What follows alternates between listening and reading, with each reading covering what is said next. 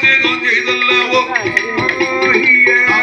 41 நாளையில சக்க போன பொங்க போன அவர்களோட குடும்பத்தார்கள் பந்தல் நட்டு பரம்பு வெட்டி ஆடக்கூலை வாழை நட்டி திங்கள் கிழமை குடியழைத்தான் செவ்வாய்க்கிழமை உண்டு வைத்தான்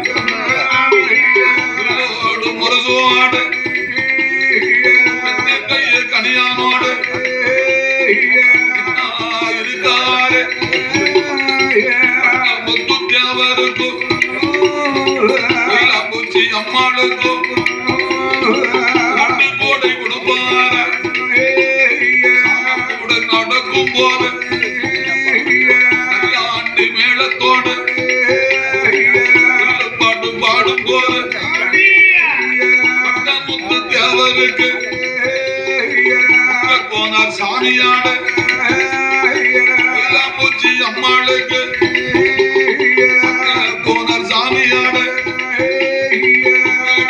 குடை விழாவோ குடை விழாவோ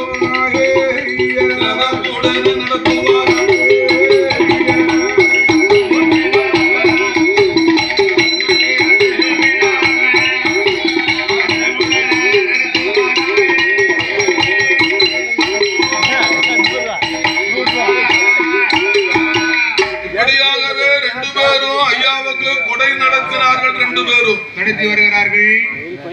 சரி, ஆடு கிடாய் கோழி சேவல் பலி கொடுத்து வீட்டு கூட நடத்தினார்களா? ஆமா ஆமா நடத்தி வந்தாங்கல்ல.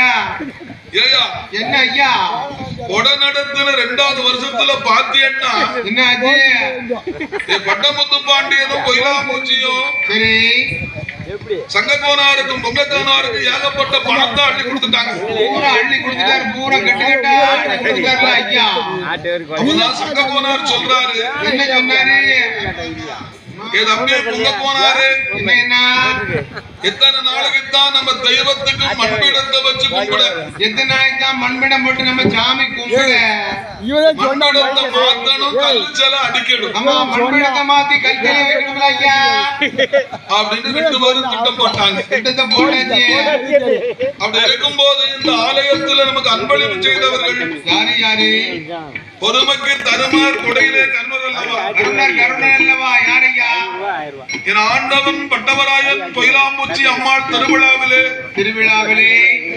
மேல இளந்தகுளம் நகரத்தில் வாசம் செய்யும் வாழ்ந்து வரக்கூடிய கோரி என்று